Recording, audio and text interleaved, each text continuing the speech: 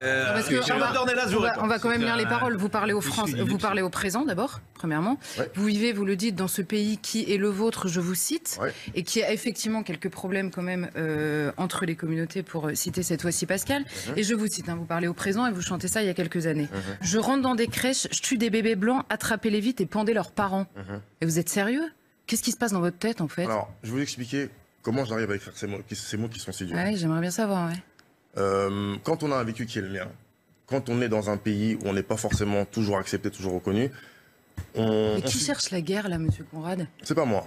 Ah bon, mais attendez, vous voulez qu'on continue? Écartez-les pour passer le temps, divertir les enfants noirs de tout âge, petits et grands, fouettez-les fort, faites-le franchement, que ça pue la mort et que ça pisse le sang. C'est l'histoire du noir, madame. Qui cherche la guerre là?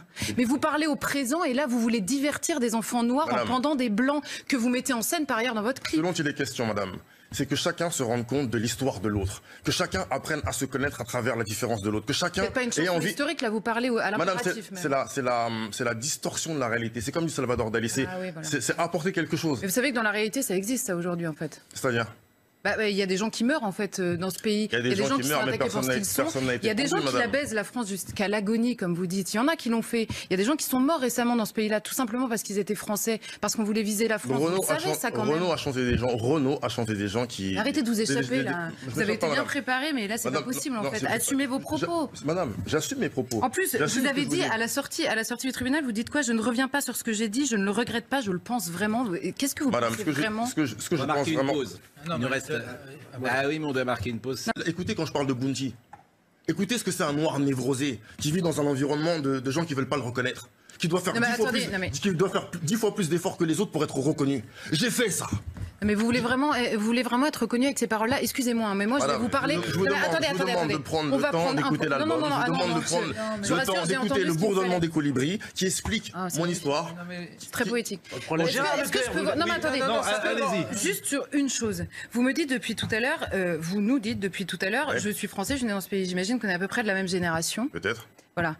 Alors, moi aussi, je suis française, je suis née dans ce pays, voyez-vous. Et quand j'entends « j'ai baisé la France jusqu'à l'agonie, cet hexagone, j'encule sa grand-mère », en fait, la grand-mère de cet hexagone, c'est la mienne, voyez-vous. Donc, si ce pays est insupportable et que vous avez envie d'enculer sa grand-mère, comme vous dites, mais la porte est ouverte, en fait. Madame, comme Renaud, je vous dis que c'est mon pays dont il s'agit. Non mais attendez, vous nous dites ça se passe mal et j'ai souffert, mais vous voulez que ça se passe mieux avec ça, sérieusement? Ce que je veux faire, c'est que la mentalité à laquelle j'ai tordu le cou à la fin du clip, finissent par renaître et changer. C'est vrai que vous prenez des chemins détournés, excusez-moi. Hein. Dans votre clip, vous mettez en scène, vous vous contentez pas des paroles. Hein. Dans votre premier clip, il y a un homme blanc qui est à l'agonie avant d'aller mourir pendu. Dans le deuxième, vous étranglez une femme blanche. Vous avez déjà été au cinéma, madame? Ah oui, non mais attendez. Non, mais je sais pas. Par ailleurs, ce genre d'image, je les supporte même pas au cinéma. D'accord, mais là, il y a un message avec en fait. Là, il y a un message qui est à l'impératif en fait. Ce sera le dernier mot. Condamné une fois à 5 000 €.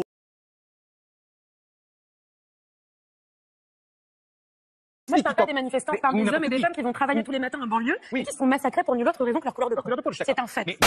Aujourd'hui, j'ai les cheveux frisés. Quand j'ai les cheveux frisés, je ne me sens pas en sécurité face à un flic en France. Bon, Camilla Jordana est une chanteuse issue de télé-réalité. À la base, je voulais rien lui faire, puis elle a posté un tweet pour dire qu'elle voulait débattre avec un ministre.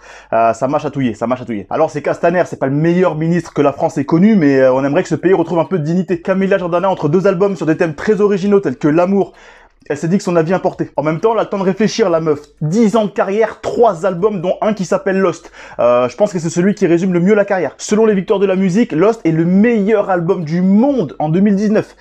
J'ai écouté quelques sons de l'album et je me suis rappelé pourquoi je regardais jamais les victoires de la musique. C'est le problème avec ce que j'appelle les artistes préfabriqués comme ça. C'est que rien n'est sincère dans ce qu'ils font. Elle a signé à 16 ans chez Sony Music. À partir de là, c'est eux qui décident de tout. Sa créativité artistique, ils s'en branlent. Elle en a pas, ils s'en branlent aussi. Alors on commence doucement. En 2018, elle se plaint qu'il y a trop de vieux hommes blancs dans le gouvernement. Déjà, c'est pas sympa pour Brigitte, hein, l'opération a coûté cher. Ensuite, je veux bien que les mecs du gouvernement soient des bras cassés, mais je vois pas bien ce que leur couleur de peau vient foutre ici. L'avantage quand tu unis le racisme anti-blanc, c'est que tu peux balancer tout et n'importe quoi impunément après. Moi, un jour, je vais aller chez Ruquier, je vais dire, hey, les gars, il y a trop de blancs en France, et ça va passer. Alors déjà de 1, LREM est prêt à mettre tout et n'importe quoi dans le gouvernement à partir du moment où ça paraît diversifié. Et de 2, c'est raciste. Et si t'es pas content, tu vas ailleurs. Va en Chine leur dire qu'il y a trop de vieux bridés dans le gouvernement. Tu vas finir dans une pièce avec la police chinoise, ils vont t'apprendre à chanter en mandarin. Alors il y en a qui vont me dire, oui mais la France a colonisé. Oui mais c'est l'histoire du monde la colonisation. La France est le résultat d'une colonisation.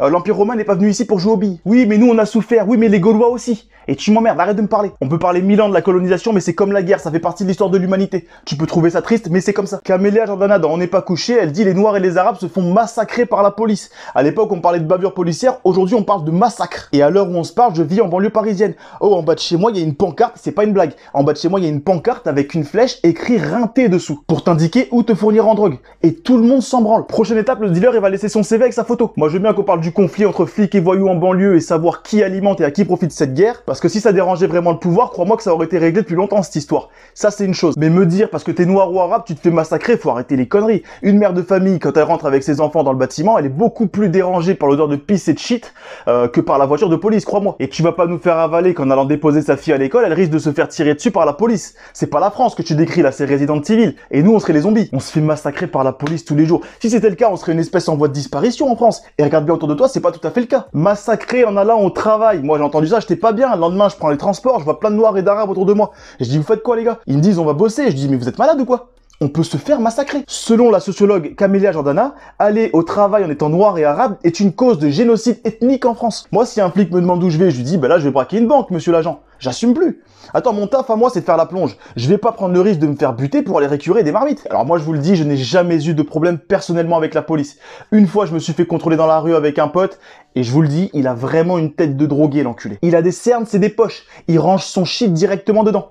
Il a la tête du mec en soirée qui fait des soufflettes au chat. Ah, et c'était en 2009. On était habillés en rappeur américain très suspect. Sauf qu'on était ni rappeur ni américain.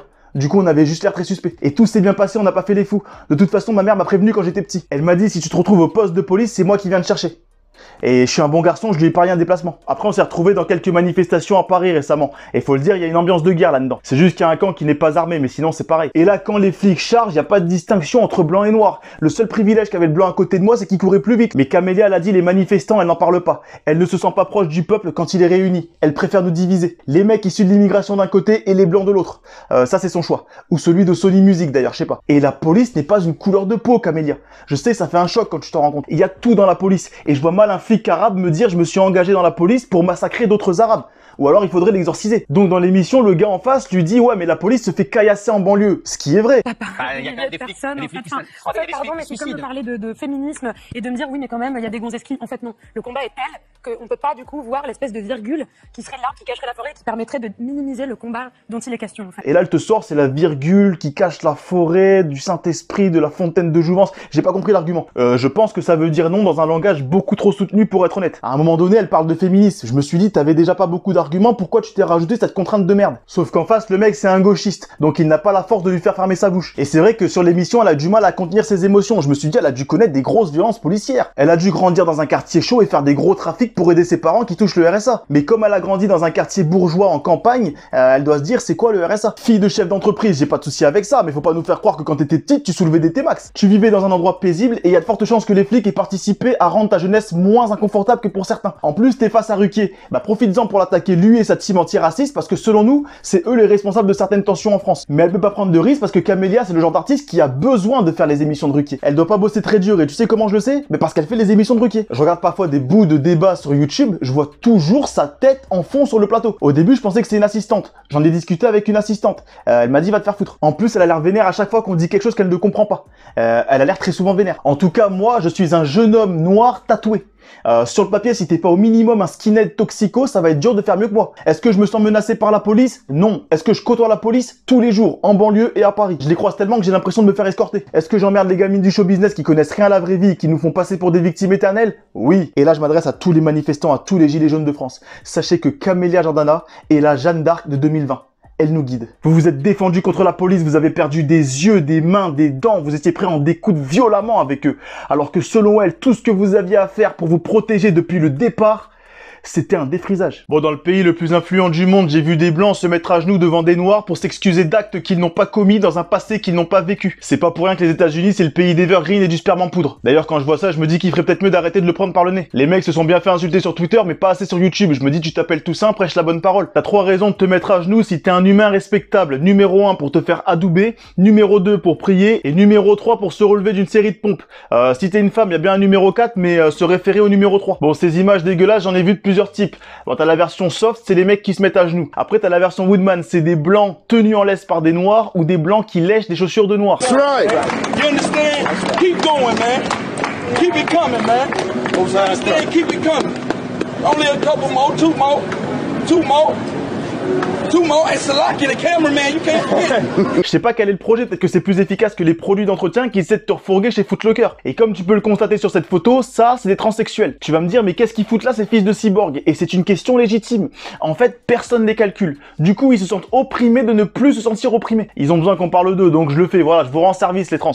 Hein, j'espère qu'on s'en souviendra au procès. Parce que c'est certainement pas aux US qu'on va opprimer étatiquement cette communauté qui n'existe pas. La dernière fois que j'ai vu un flic casser la gueule à un trans, c'était en Russie. Et c'était pas gratuit. Il a cru qu'on pouvait insulter la police impunément là-bas. Il a juste oublié que dans les yeux d'un homme sain, il reste un mâle. Donc susceptible de laisser une prémolaire dans une castagne. Donc des blancs élevés en batterie, à genoux devant des noirs qui visiblement ont mal vécu leur refus en NBA.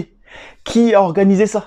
Est-ce qu'il y a eu un événement Facebook? Je sais pas ce qui me choque le plus entre le blanc qui accepte parce qu'il a dû perdre son âme en même temps qu'un pari sur les Sixers et le noir pervers attardé qui se réjouit de voir un homme faible psychologiquement se mettre à genoux devant lui. Est-ce que tu rentres chez toi, tu te dis c'est bon, j'ai vengé mes ancêtres? Même les ancêtres doivent se dire oh la gauchiasse, levez-vous, vous faites honte à la race humaine. Déjà pour avoir cet esprit de vengeance qui consiste à faire payer aux blancs la colonisation et l'esclavage, je vous le dis, il faut avoir une coupure de courant au niveau du lobe frontal. Parce que comme on l'a déjà expliqué, le peuple n'y est pour rien. Hein, mon pote Roger, coureur zingueur de 40 ans, il nous déteste pas, mais crois-moi que l'histoire de la colonisation, ça l'intéresse autant qu'un snap de Nabila. Déjà parce qu'il s'en branle, et en plus, il a rien à voir là-dedans. Lui, ce qui l'intéresse, c'est de savoir si la courroie de distrib va pas le lâcher demain matin. Le reste, il s'en fout. Après, si c'est pour s'attaquer au pouvoir, c'est très bien, mais là, j'ai l'impression que c'est pas tout à fait le concept. Black Lives Matter, ça sonne très bien, mais j'ai l'impression que ça profite beaucoup plus à Satan et à son attaché de presse, la Soros, qu'à je ne sais quel afro-américain. Et si ça débarque ici, allez vous faire foutre. Je participerai pas à une guerre raciste qui oppose les noirs aux blancs, c'est-à-dire le peuple au peuple. Et encore une fois, tout ça, c'est aux US. Donc tu comprends bien pourquoi il y a une urgence folle à désaméricaniser la France. Hein, j'ai pas envie de voir les puceaux de Paris ici à genoux devant mes burnes.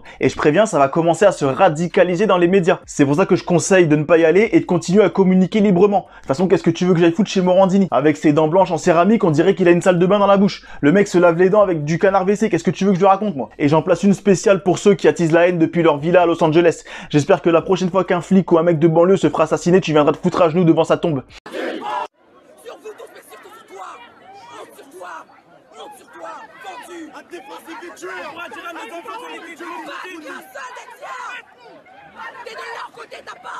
Bon, dans une manifestation contre la haine raciale, une manifestante a insulté un flic parce qu'il est noir.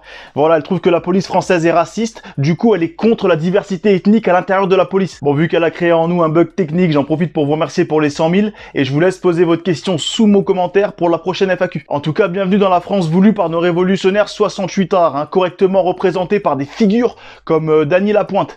Dany Lapointe qui a particulièrement souffert pendant le confinement avec la fermeture des crèches. J'ai regardé les médias pour en savoir un peu plus sur cette affaire et j'ai vu certains journalistes prendre position pour cette dame. Parce que tu comprends, elle est issue de la diversité, il faut la défendre.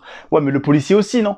Ouais, mais là c'est pas pareil. Parce que sous l'uniforme, on voit pas bien le contraste des couleurs. Et ben je propose que tous les Français portent un uniforme, comme ça on arrêtera de nous emmerder avec de fausses revendications. Bah oui, il faut des mesures à la hauteur de leurs ambitions, parce qu'ils ont peur de rien au Grand Orient, à l'extrême gauche, pardon. Et comme t'as pu le voir dans cette vidéo, cette représentante du vivre ensemble transpire l'amour. Voilà, ça c'est la France d'aujourd'hui.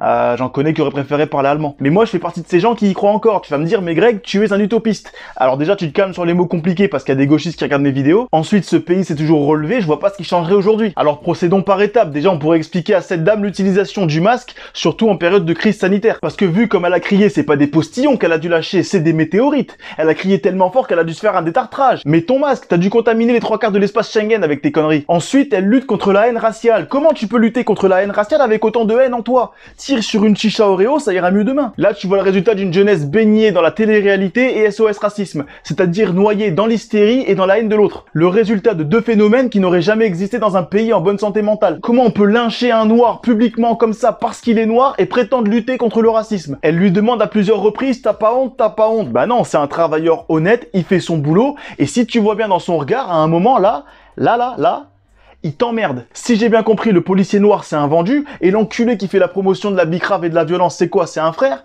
Parce que ce serait bien qu'on en parle des collaborateurs dans les quartiers, qui font la promotion de la décadence, de la drogue et de la haine de la France. Le petit, il entend ça toute la journée. Tu crois que derrière, il a envie de faire du tricot? Mais ça, SOS Racisme ne peut pas en parler, parce que le rap est son meilleur canal de propagande. Donc ils font les Gilbert Montagnier sur ces questions-là. Mais t'inquiète pas, on va les aider à retrouver la vue, nous. Parce que c'est trop facile de s'attaquer à un simple flic qui doit toucher 1700 € par mois pour se faire insulter de sale nègre de maison par la team antiraciste sur internet. Et on embrasse Gilbert Montagnier, hein, parce qu'il a rien demandé, il s'est pris un taquet le pauvre. Je suis sûr qu'il a même pas vu venir en plus. Hommage à ce policier qui devrait pas se faire insulter à cause de sa couleur de peau quand il va bosser pour nourrir sa famille.